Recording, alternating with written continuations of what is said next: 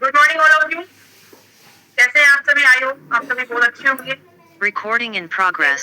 कर रहे हैं जिस तरह से आप लोग कर पा रहे हैं और अच्छे से कीजिए। मैं चाहती हूँ जिस तरह से मेरा प्रमोशन हुआ है आप लोग भी बहुत जल्द अपने नेक्स्ट से नेक्स्ट और अपनी टीम के अंदर भी बहुत सारे प्रमोशन आप लोग लेकर आए। और मैं अपनी बात करूँ तो मैं हरियाणा से ही बिलोंग करती हूँ और बचपन से सपना रहा करता था कि टीचिंग करना है। सर पे एक जुनून सा सवार था कि करना है तो बस टीचिंग करना है जिस भी तरह से, और पॉसिबल हुआ भी क्योंकि मैंने मेहनत की, पढ़ाई की और उसको करने के बाद में स्टार्टिंग में तो मैं इतने छोटे से स्कूल में लगी थी, मतलब बोला था कि कोई बात नहीं मैम रख लेते हैं, आपको भी रख लेते हैं। तो अंदर से इतना बेकार सा महसूस हुआ कि मतलब भाई मैं फालतू थोड़ी हूँ कि रख लेते हैं कोई बात नहीं। और सैलरी भी इतनी कम थी, बोलते थे कि किसी से बताना मत। हम तो खुद ही कहते थे कि बताने लायक है ही नहीं, बताएंगे किसको। ऐसा ऐसा हमारे साथ में होता था, लेकिन फिर भी करना था क्योंकि टीचिंग एक सपना था। कोई प्रेशर भी नहीं था फैमिली का, किसी भी तरह कोई प्रेशर नहीं था, लेकिन फिर भी करना चाहा और धीरे धीरे करके प्रमोशन होते रहे। बड़े स्कूल में जाने लगी और बड़े स्कूल में फिर बात आई कि आपको प्रिंसिपल बनाया जाएगा।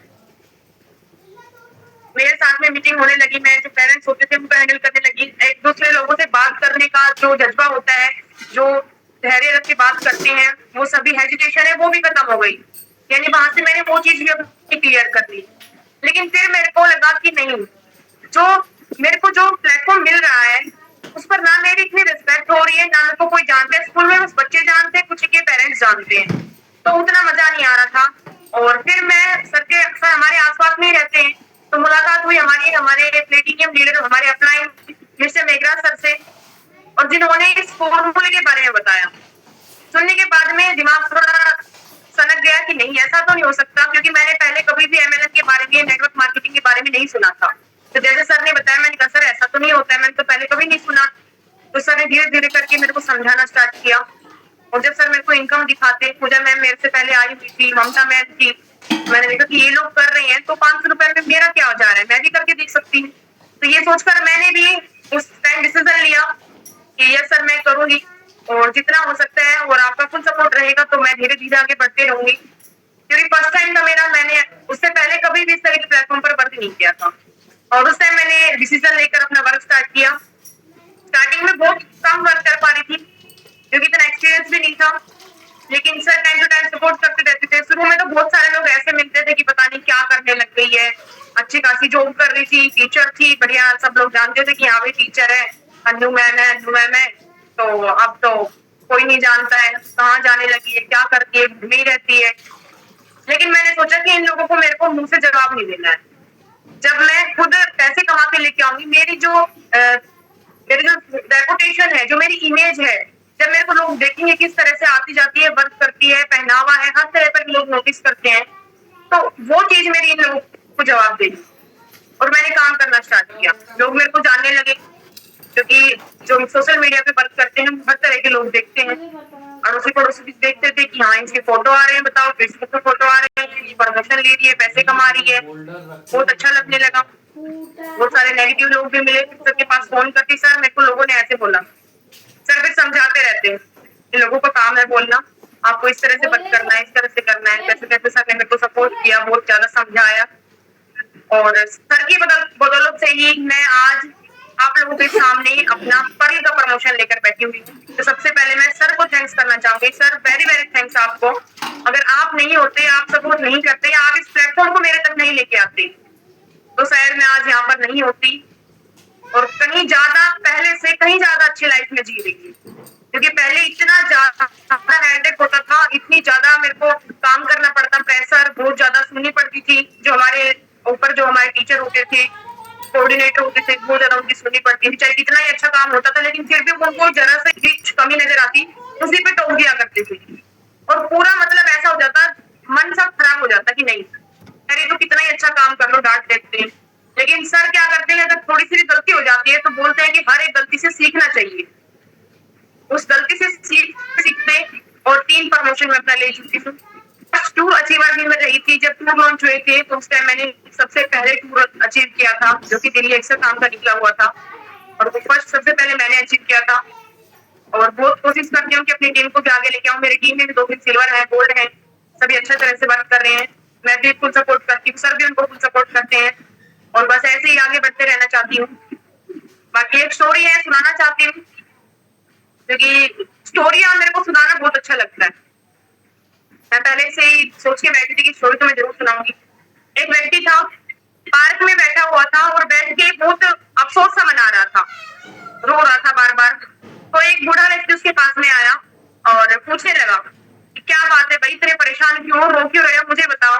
तो उसने बोला कि मेरे ऊपर 10 लाख का बैंक का कर्ज है, मेरी माँ बीमार है, मेरा घर गिरवी रखा हुआ है और मेरे पास में पैसा कमाने का कोई भी तरीका नहीं है, मैं बहुत ज्यादा परेशान हूँ। तो बूढ़ा व्यक्ति जो था वो बोला कि मैं तुम्हारी जिंदगी की सारी समस्या 1 मिनट के अंदर खत्म कर सकता हूँ। तो व्यक्ति खुश हो गया कि मेरे को तो बस यही दिक्कत है, पैसों की दिक्कत है, अगर मेरी पैसों की दिक्कत है आदमी खत्म कर सकता है तो बहुत अच्छा रहेगा। तो उसने बोला उस बूढ़े व्यक्ति ने कि ये ले, मैं तेरे लिए 20 लाख का चेक बना रहा हूँ, अपनी माँ का इलाज करवा ले, जो तेरा घर गिरवी रखा हुआ है उसको छुड़वा ले, और जो तेरे ऊपर 10 लाख का बैंक का कर्ज है उसको खत्म कर ले, और धीरे धीरे अपना कमा लेना, और मेरा जो 10 लाख का जो तूने 20 लाख का जो चेक मैंने दिया है इसको धीरे धीरे उतारते रहना। जब तेरे पास में ये पैसे जो कर्ज मैंने तेरे को दिया है वो हो जाए तो कमा ले उतना, उस दिन तो इस पार्क में आ जाए ना, मैं तेरे को यही मिलूंगा और यही मैं अपने वो चेक के पैसे वापस ले लूंगा। और इतना बोल के वो बूढ़ा व्यक्ति वहां से चला गया।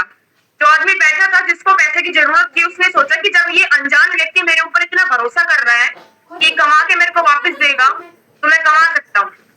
और उस व्यक्ति ने उस चेक को देखा नहीं, फोल्ड किया और फोल्ड करके अलमारी में रख दिया, और 2-3 दिन सोचने का समय लिया कि एक अनजान व्यक्ति विश्वास कर सकता है कि मैं कुछ कर सकता हूँ, तो हालांकि मैं सच में कुछ कर सकता हूँ। ये सोच के वो व्यक्ति कमाने लगा और उसने उस चेक का इस्तेमाल किया।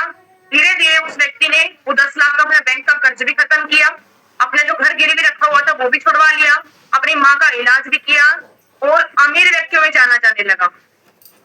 और जो व्यक्ति, जो चेक देने वाला जो व्यक्ति था, वो व्यक्ति था, उसने अपना नाम बताया कि मेरा नाम जमशेदजी टाटा है और मैं दुनिया के अमीर व्यक्तियों में से एक व्यक्ति हूँ। तो ये लो, मेरा तो नाम तुम जानते ही हो, किसी से भी पूछोगे वो तुम्हें बता देगा मेरा पता, और आकर के मेरे को वो चेक वापस दे देना।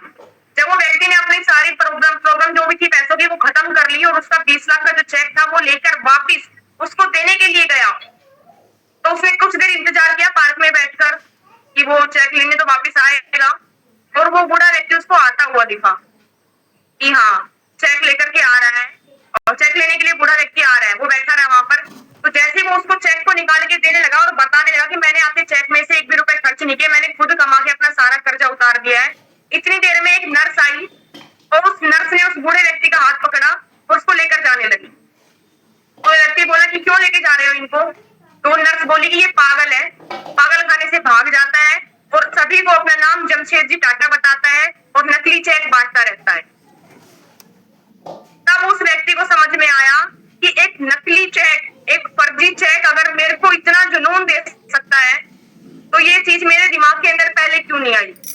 यानी वो पागल व्यक्ति था, वो सभी को ऐसे ही बोलता था, ये ले 10 लाख रुपए ले ले, ये ले नकली का चेक है, बताता नहीं किसी को, अपना नाम जमशेदजी टाटा बताता, क्योंकि टाटा को कौन नहीं जानता है, सब जानता है, लेकिन चेहरे से बहुत कम लोग जानते थे क्योंकि उस टाइम पर सोशल मीडिया भी नहीं था। वो व्यक्ति ऐसे करके न जाने वो अपने पागलपन में कितने व्यक्तियों की जिंदगी को सुधार चुका था। क्योंकि जो व्यक्ति पार्क में बैठकर रो रहा था उसको उसने एक आशा की किरण दिखाई और उसको आगे बढ़ाने का मौका दिया। हालांकि वो कुछ नहीं था, वो जीरो था, वो पागल था, हॉस्पिटल से भागा हुआ था। तो मेरी इस कहानी से मैं यही आपको इंस्पिरेशन देना चाहती हूँ कि जिंदगी में बहुत सारे व्यक्ति कभी कभी ऐसे होते हैं जिनसे हमें नेगेटिव फील होता है, ये तो पागल है, ऐसे हमें पागल बनाता रहता है, नेगेटिव फीलिंग देता रहता है। कभी कभी वो व्यक्ति भी काम आ जाते हैं। बाकी मेहनत करते रहो और आगे बढ़ते रहो। Thank you sir. जी very very thanks Annu ma'am, और ढेर सारी शुभकामनाएं आपको पर्ल प्रमोशन कंप्लीट करने के लिए। आप इसी तरीके से आगे बढ़ते रहें अपने जोश जुनून के साथ में, पूरे जज्बे के साथ में, और आने वाले समय में एक अपना और भी बड़ा आप अपना नेम फेम बनाएं। और जो स्टोरी के माध्यम से जो आपने संदेश दिया है तो दोस्तों ये एक बहुत ही मोटिवेट करने वाला संदेश है। और बीच में एक बात आई थी पागल की, तो वहां पर भी पागल ही निकला। जैसा कि हम बोलते हैं कि इतिहास आज तक पागलों ने रचा है, तो वहां पर भी एक पागल ही था कि जो अपने पागलपन में भी बहुत सारे लोगों की जिंदगी को संवार चुका था। और नेक्स्ट प्रमोशन यहाँ पर